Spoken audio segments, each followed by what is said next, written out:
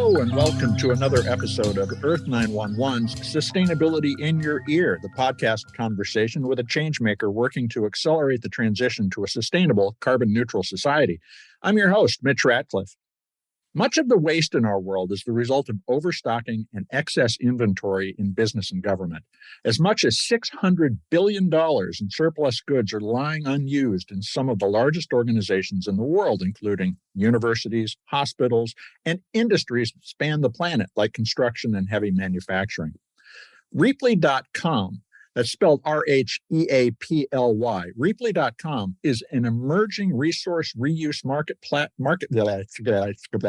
right, here we go. Rheaply.com, which is spelled Rheaply. Rheaply.com is an emerging resource reuse marketplace platform aimed at solving the problem by enabling the transfer of resources to where they can be used. We're joined today by Garry Cooper Jr., co-founder and CEO of Rheaply. Garry is an accomplished investor at Longjump Ventures, and he's been recognized as an innovator by Forbes, Chicago Business Magazine, and Crain. He's also on the faculty of Northwestern University, where he earned a PhD in neuroscience. The company recently closed a $20 million round of funding that includes investors like Salesforce, Microsoft, and AOL founder Steve Case's Rise of the Rest seed fund, which brings the total raised to date to $21 million. The Rheaply platform is a bit like eBay, but focused on creating regional circular economies. It allows purchasing and other managers to list supplies, equipment, materials, and other surplus or unneeded assets for sale, then track and connect them to potential buyers to close a sale and arrange for delivery. By bringing together large commercial buyers with suppliers within a region, Rheaply reduces the emissions associated with shipping something halfway around the world. If it's available locally, the price and environmental impact are much lower. Additionally, the platform can help people inside large organizations exchange assets and supplies instead of disposing of them on a surplus site. And Rheaply does provide an embodied carbon tracker that reports on the emissions avoided by choosing items listed in the marketplace. There's a lot to this story, so let's dig into the details with Garry. You can learn more about Rheaply at Rheaply.com. Again, that's spelled Rheaply, Rheaply.com. Welcome to the show, Garry. How are you doing today? I'm doing fantastic. How are you? Doing well. I want to start off with a kind of a background question because we don't talk to that many people with a recently minted PhD in neuroscience who weren't into doing logistics. So you literally started this business with a cart and your sweat equity. Tell us the story about how you founded Rheaply back in 2015. Yeah, it's still a story that my mother gets a good laugh at around the kitchen table. I was working on trying to find a cure for Parkinson's disease at Northwestern, doing some work on my doctorate, and I happened to be in the largest laboratory at Northwestern at the medical school. And what that meant is we had a lot of stuff. We had a lot of chemicals, a lot of equipment, and honestly, most of that stuff we actually didn't use. We would buy it for testing purposes to see what worked, what didn't work. I would go to lunch with my friends, other graduate students who had other labs that were way smaller than our laboratory.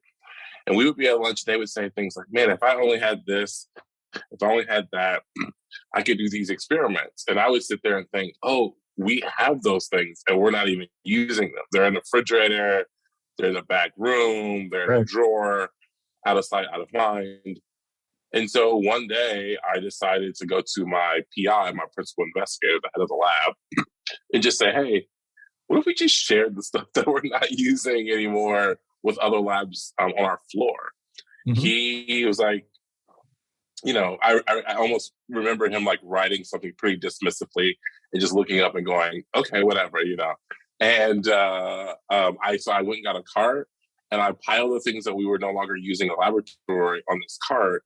And I would push it around the floor that we were on at Northwestern and just redistribute to other labs. Come, once a month, I'd come by and say, hey, does anyone want to use this? Can someone use that?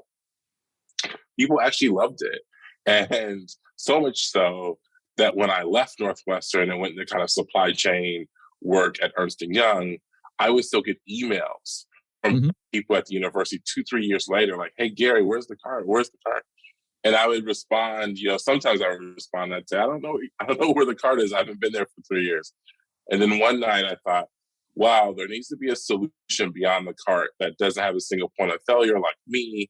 And so that kind of got me thinking about building technology to kind of replace that cart. Now, what was the catalyst?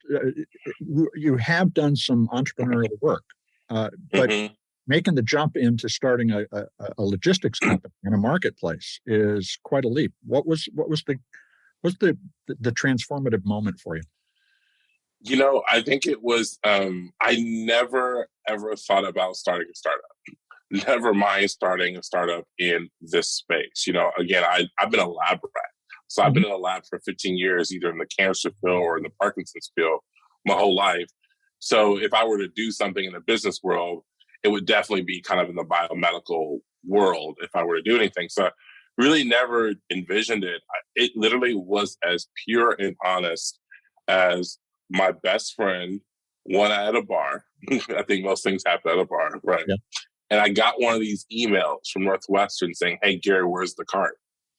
And on my phone, and I looked at my phone because I was a visiting scholar at Northwestern, so I still had access to my email. So I looked at it and we're having a drink and I showed it to him. And I said, man, we should build out some technology to replace this cart. People could use it. Now, his background was completely in technology. So he had been a front-end developer at a lot of Chicago tech companies for about 12 years. And me and him had wanted to start something together. So that was something as best friends that we had been kind of trying to find something to work on. But honestly, man, over the 10 years that we've been friends, I must have pitched him 90 times on ideas, and 90 of them he hated. And he would tell me so. And this one, I specifically remember him saying, not bad, after I told him about the idea. And for me, that was some sense of validation. So really it was like, I think the problem is tractable. I think the solution that can be built, I have a friend and a friend of his who can help me build it. And I really, at the time, I wasn't thinking of the built environment. I wasn't thinking of kind of the other things that Rheaply is involved in today. I was thinking about how can we get more research done with less dollars? How can we get more research done with less waste? Because both those things help turn out more cures, more treatment for patients. So really, I was just thinking, well, if we can start something, maybe it's just a freemium thing, maybe that might mean something in the long end. And so really, I didn't have kind of a grandiose vision of what Rheaply would become. I just was trying to put out a solution beyond the cart with a friend of mine. Now, we know that there's about $600 billion in just unused stuff lying around within corporate and government entities. What's being bought and sold on Rheaply, and who's using it? Yeah, so Rheaply, so obviously we got our start in the laboratory. So our product and the things that are our platform are things that you would find in a lab. I would say, whether it be a chair, whether it be a desk, then all the way to chemicals and biologics and equipment. And I would say that was true until the pandemic.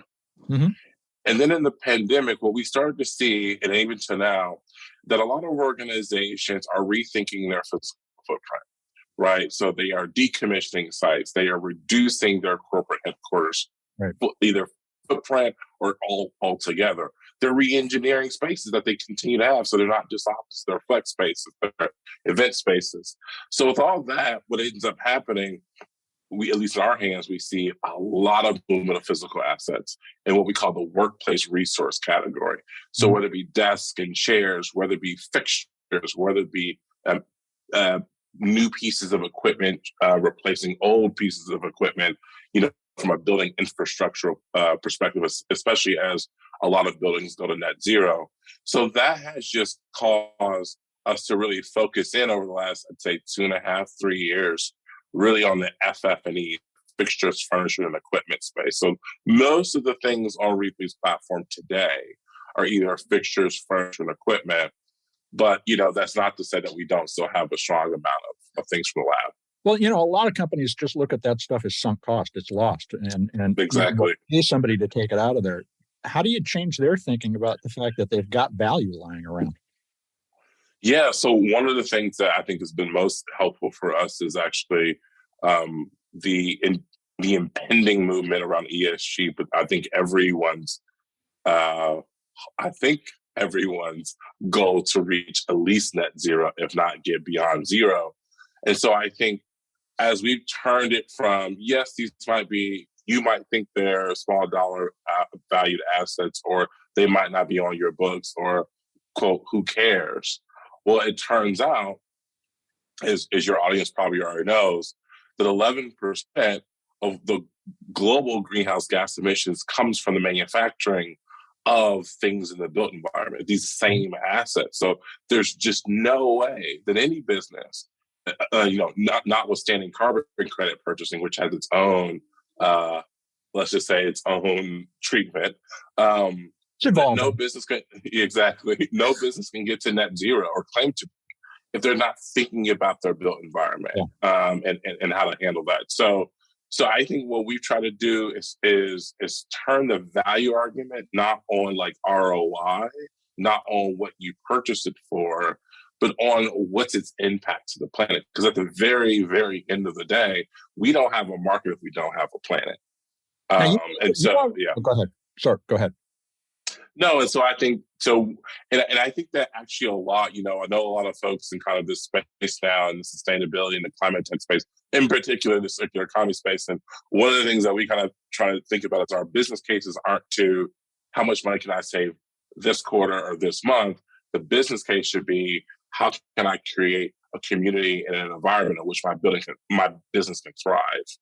Well, and so creating that community and environment within Rheaply, one of the things you're doing is you provide some estimated embodied carbon emissions data that they can use to say, this is what we're going to have. How do you actually come to those estimates? That must require some profiling of either types of equipment or specific products. Yes, exactly. So we partner with a couple of sustainability consulting firms who do a lot of LCAs, so life cycle assessments, on the exact same products that we are kind of helping organizations reuse through our platform. And so basically, when you go into the platform and you put on, let's say, a chair, and one of your employees at your organizations takes that chair in reuse, as opposed to buying a new chair, we can specifically calculate like how much embodied carbon, so that the carbon that was embodied in the manufacturing and the shipment of that item was saved or avoided because you didn't purchase a similar looking chair. And so we can aggregate that across a category like furniture for chairs, and then we can aggregate that across all of your reuse program. And so then what we can really get to as a slice of the Scope 3 portion of a company's global greenhouse gas emissions risk, we can kind of tell them in the embodied carbon sector, the built environment, about how much you can save with reuse and how much you save year to day. And then we're currently working on expanding the amount of LCAs and the amount of data on the back end, so that one day every single material on Rheaply's platform will have some at least estimate, if not actual kind of carbon factor, that we can be able to kind of weigh these things. And are customers interested in using that data as part of their ESG reporting? Is that, or even estimating their overall footprint? They are. We're moving a little slow because obviously the ESG field is a little beyond, quite frankly, it's beyond in marketing where it is in actuality and substance. So, what to measure, what are the standards, who arbitrates, who does the auditing, what are the audit credentials? And by the way, there isn't a library of data, carbon data around even just things in the built environment, especially down to the product level, SKU level from a certain, if I have, and I said a chair, but if I have a chair from Steelcase and I have a chair from Herman Miller, there might be different carbon factors involved in those two. There definitely are, right? So I think this space is still young to, download our report and put into an ESG kind of summary. But again, what does an ESG summary look like? I know there are 4 different standards, but until the SEC weighs in, I think, I think there's a little bit of, I think people are still kind of wondering. So what we've been trying to help our customers with is like, don't think about reporting. Right. Think about solving the problem. Mm-hmm. Because if your estimated embodied carbon is X today, it has to be X minus something tomorrow and X minus something next week. It can't be X plus something tomorrow. So we just need to be directionally, even if, plus or minus, the variation of the actual recording of how much you actually removed is off a couple basis points or so. That's one issue that we can solve with cleaner and better data and better standards. But the question is, are we reducing our exposure or are we increasing our exposure? And at least our tool helps our organization be able to do that. Now, I absolutely agree that we're going to need to profile everything in the long run. And yes, that's a long process. But one of the things that a marketplace has to do is make people comfortable with the transactions. Do you vet participants in the marketplace to say, yeah, they really are with this organization? You can trust them? That's right. And especially as you look at the Twitter blue check and all these things, I know trust is kind of on everyone's mind. So the one thing I can say that we've always enjoyed as Rheaply is one of our kind of hidden benefits is that really everyone on Rheaply's platform has some type of agreement with us, right? So, whether that be what we call a prime customer, where we're helping them with internal reuse and external recirculation when they're done with those items internally, or if it's a small business here in Chicago or in the Bay Area or wherever they might inbound to our platform, who are looking to find some chairs at a discounted rate and not have to buy them net new. They want to be able to reuse something that's already been purchased prior. We vet every single organization and we know everyone who's there. And in a lot of cases, we're integrated with their internal software. So really everyone on Rheaply is a real business, is a real company, and we have relationships with them. And I think that's just I think one of the things that part of our mission is building a community. Those are the first few words. It's building a community where workplace resources can find their next use. So the community part is super important to us, and we kind of take that very seriously. So not only do we vet, but we also try to educate. We also know that a lot of organizations, especially the bigger companies, tens of thousands, they have employees who actually want to be way more involved in the sustainability mission and goals and strategy of the company, but they're unsure of how do I do this or what do I do? And so we just started offering for free to our companies, things like Carbon 101 training. Mm-hmm. So we have a couple of experts on our team who would just do a webinar and say, hi, do you want to know about scope 1, 2, and 3? And what does that actually mean? And when you're not at work, how can you practically be thinking about that at home? Yeah. What are some tools that have nothing to do with Rheaply that you can be using at home to be able to be living a more sustainable life? So we think of our community first with trust, for sure, and through vetting. But also there's these other added benefits of sharing what's working at your organization or the educational pieces that I just mentioned. I think it's absolutely critical. You think in terms of community in order to enable a marketplace. Right. Exactly. Trust. And to your point. Exactly. This is a great place to take a quick commercial break. We're going to be right back. We're back to continue the conversation with Garry Cooper Jr., co-founder and CEO of Rheaply.com. And for those of you trying to type that in, that's RHEAPLY.com, Rheaply.com. Garry, you recently acquired a company called Materials Marketplace. How's that going to help you expand Rheaply's services to address new parts of North America? Because you're focused in the Chicago area now. That's right. So a couple of ways. So the first main way is it just up levels us to an area that we hadn't been in before. So the Materials Marketplace, founded about 18 years ago, was founded to help businesses in states move surplus materials, mostly in the built environment, but they could also be post-consumer. They could also be things that are left over from a manufacturing process, and move them to another business within the same state where they could be used best, right? Because states have an interest in reducing tipping fees and having less landfills and creating more economic empowerment and having all that be in their current tax bases. Well, it turns out that worked. But what Rheaply's been doing is being more at the product level, right? So prior we were talking about a chair moving from one organization or chairs moving to another organization. But what happens when no one needs those chairs, right? So we currently have recyclers on our platform who'll break down those chairs into legs, into the seating, into the cushion. Okay, so then those become materials. Right. But then where does that material flow go? So really our answer is through the materials marketplace. So since the materials marketplace was really the best materials marketplace in the United States, it made sense given what we're doing at the product level to kind of harmonize that strategy. The other is they are deployed in geographies, again, mostly in states and counties.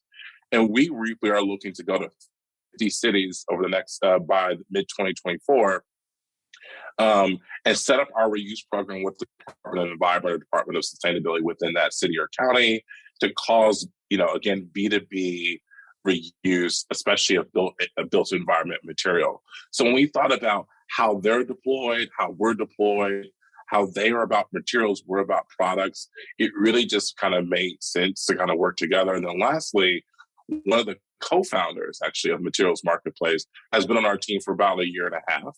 And he leads our department, our ecosystem, which is really our demand side of our marketplace.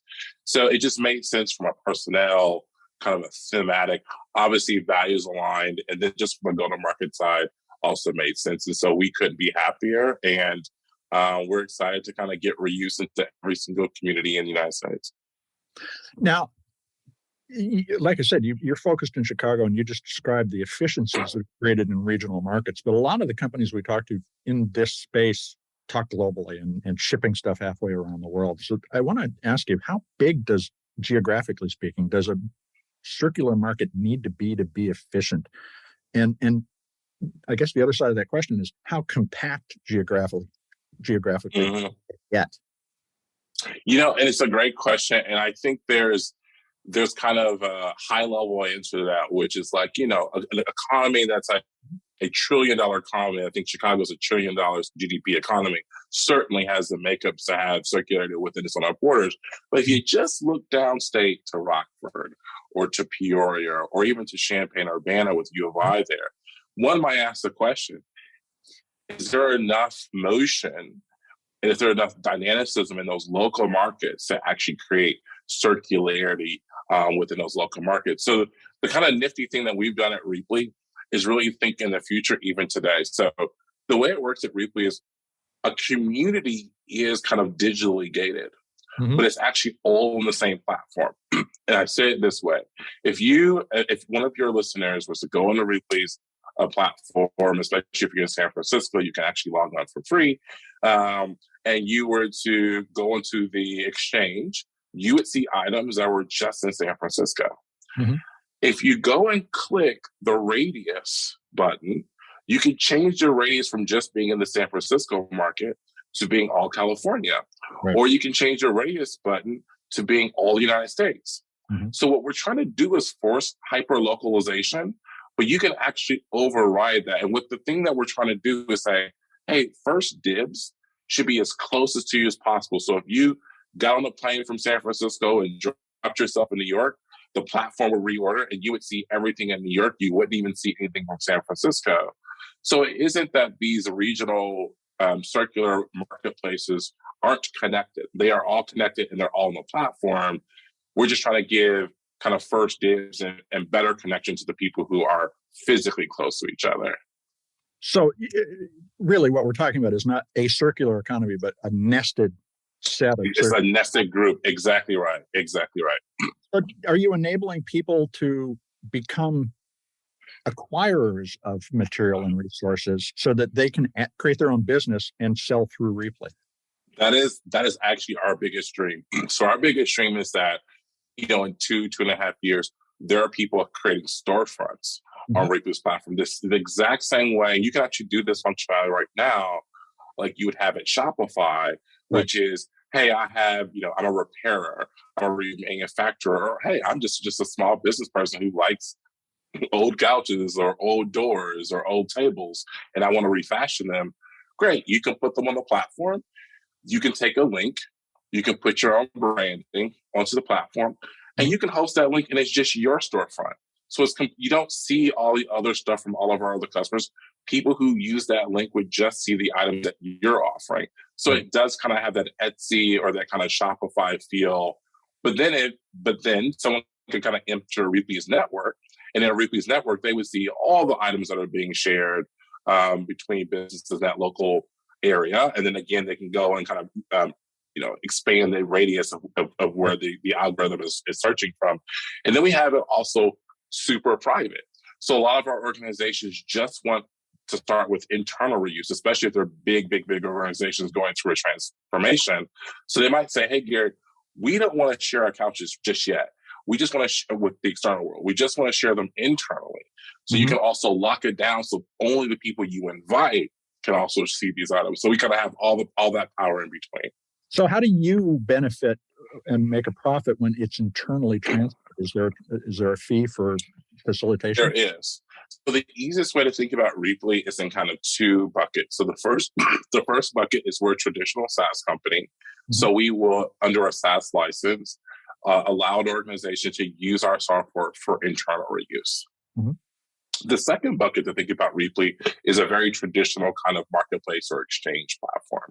So in that platform, a person comes on to either buy or sell an item that they no longer, or even to donate an item, I should say, they no longer need. In that scenario, we take a transactions fee. So really, if you're only using Rheaply internal to get that internal savings, to get all the reporting that we talked about at the top, you would be kind of our SaaS customer. And a lot of our SaaS customers are also contributors to our marketplace because their items, when they can't use them anymore internally, flow into the marketplace. But to be a part of the marketplace, you don't have to have a SaaS license. So thinking very broadly, there's a lot of other resources besides physical assets that business and government just have a lot of lying around. Network bandwidth, even human capacity. Like I could run, you have people to do human resources for you because we're not. So is Rheaply thinking about what else it can facilitate the transactions around? Absolutely. So one of the big ones actually is that last thing you just mentioned, which is, free FTE time. So for instance, I'd say prior to the quarantine, one of the ways we've seen this is, especially in the universities that we partner with, is in like grant writing, CV or resume help, very technical, a surgery of a certain type of animal or a certain technique in a lab. You might know how to do that. I might be a new graduate student. Can you help me? And I might be a new graduate student at a different university than you are. Yeah. Can you help me with understanding that technique? So that's kind of where it was pre-quarantine. And then in the quarantine, of course, and even to today, we see a lot of stress on the healthcare system, right? You need more nurses, you need more doctors, you need more people administrating hospitals. But then there's a lot of folks who could actually do that from their home. They're retired nurses, they're retired doctors. So we do think that when we ask business leaders, what's your most important assets? Every single one of them first say humans, right? Humans are our most important assets. And then we say, what's the next important asset? Our assets, right? Our physical, our actual things that are on our balance sheet. So we know that we are trying to solve physical asset circularity, physical asset resourcefulness, but we do think that at one point in time, human capital as an asset could be a class that's made more circular, especially as you start to think about the upskilling and the reskilling that's going to be needed to actually really bring a circular economy to full fruition. People are going to need to know how to repair certain things or remanufacture certain things. And they shouldn't have to go to college. They shouldn't have to go get a master's or PhD to do so. They should be able to maybe learn it from an apprentice who's been doing it for 20, 30, 40 years. So we imagine all those kinds of things actually happening on our platform as well. That's fascinating because what we're talking really is optimizing everything at that point, not just exactly stuff. And I think that really is the kind of comprehensive view we need to be taking of what we're about to do to our world.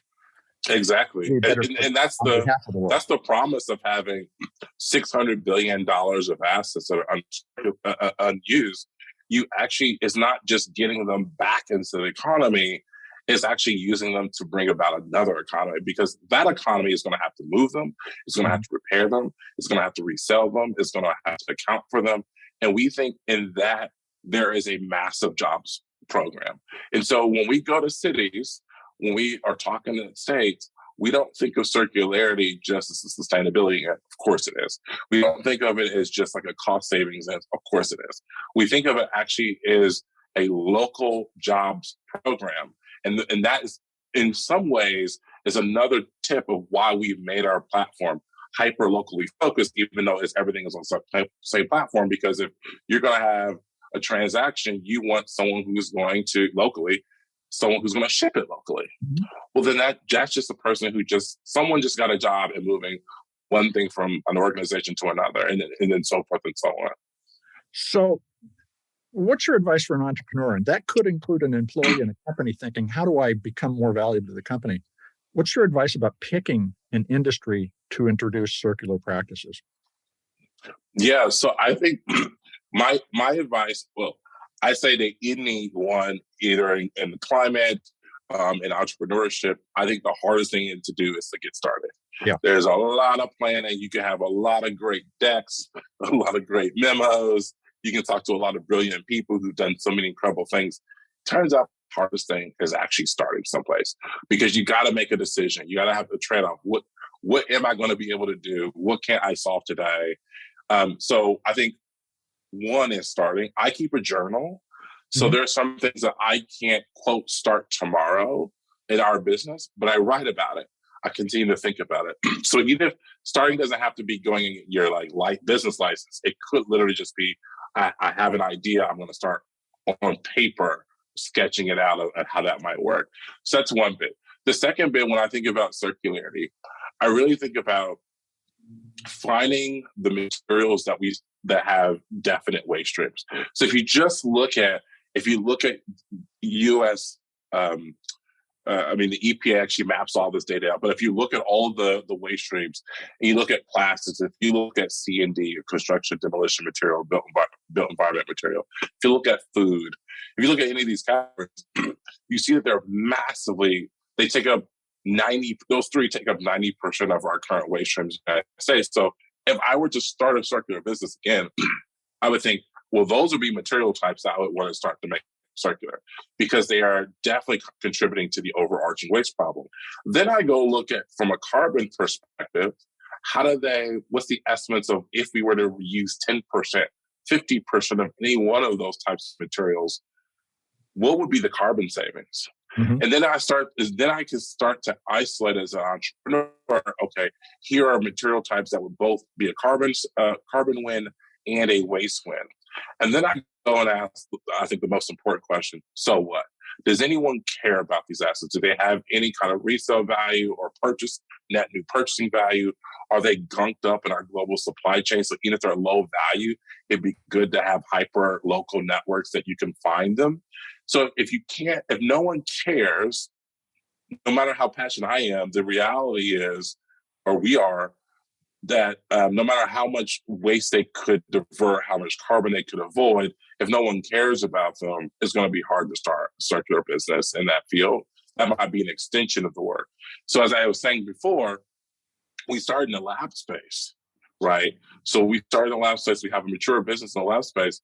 But it turns out, especially in COVID, no one wanted to reuse anything in the labs, right? Everyone's brand new, virgin. We don't want any germs. We don't want anything. Okay, so while there's a lot of carbon, a lot of waste in the labs, let's think about what's the next thing for us. So I think you have to be nimble enough. You have to build a tool that's nimble enough, or a program that can move to a material type that people actually care about in the time that the business is being kind of started. So get a sense of where you are and what resources are available, then do the assessment of the business opportunity, then do the assessment of the market demand for the thing. Yes.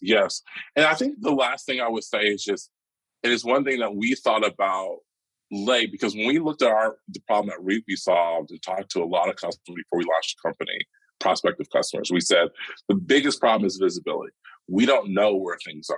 It's not organized. So we first have to solve visibility, then transactability. How do businesses to business exchange things at scale, like financially? So we said, okay, visibility and exchange. And then, but in the back of our mind, obviously logistics was also something we needed to solve. But we thought, with all the logistics solutions in the market, that problem wasn't the same size of visibility and exchange. So I would go also and think of, why aren't people doing this today? We always go in and say people have good intent. So if it's so easy to reuse and it makes so sense, it's way better than recycling, why aren't people doing reuse? Mm-hmm. So I think one has to also ask the question, why isn't your solution available today? Or why aren't people doing something like it today? And hidden in that is a monster of a problem that you have to solve. And so I would try to find what that monster is. You know, I mean, we could have another half-hour conversation just about this topic. So I hope you'll come back and talk with us again. But how can folks learn more about Rheaply and get started on the platform? Yes. So learn more about Rheaply. You can go to Rheaply, RHEAPLY.com. At Rheaply, we have a resource library where we publish not only our works, but we highlight other people who are writing and thinking and talking about circularity, about reuse and recycling.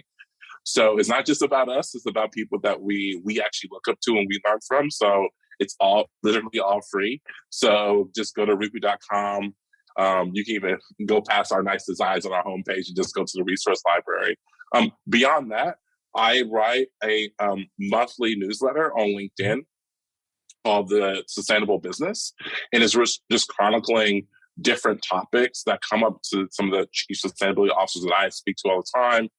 I write about it. It has about 60,000 subscribers.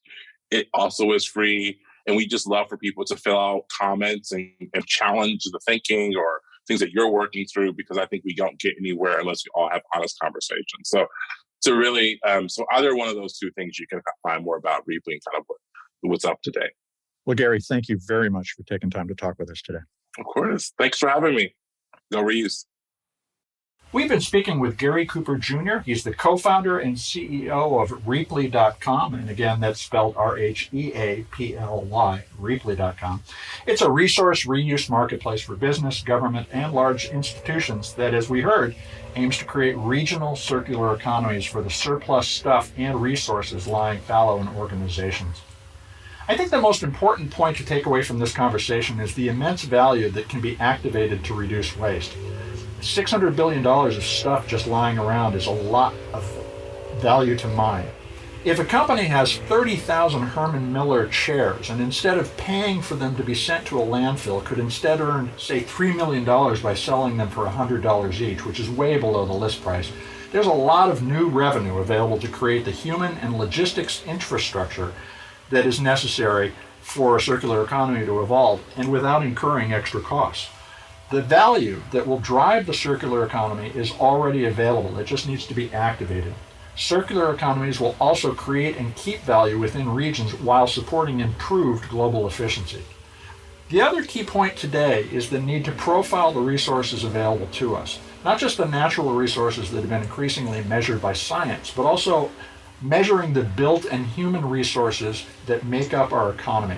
Doing life cycle analyses of products, inventorying unused resources that could be resold, including even potentially people's time, as Garry explained, will make the value of hiring and keeping talented people even more self-evident to organizations in the midst of the radical changes that have reshaped business and government work styles during the pandemic.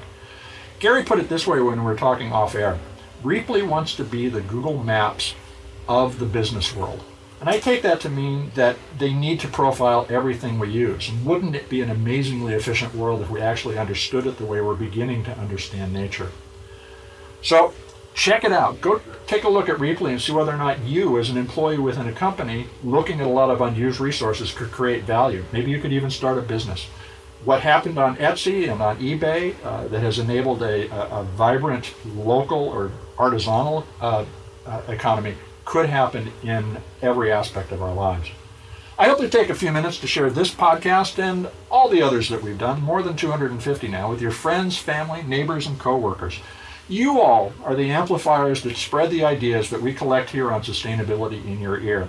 So please let folks know that you can find the show on Apple Podcasts, Spotify, iHeartRadio, Audible, and other fine purveyors of podcast goodness. We appreciate your support. I'm Mitch Ratcliffe. We'll be back with another innovator interview soon. In the meantime, folks, take care of yourself, take care of one another, and let's all take care of this beautiful planet of ours. Have a green day.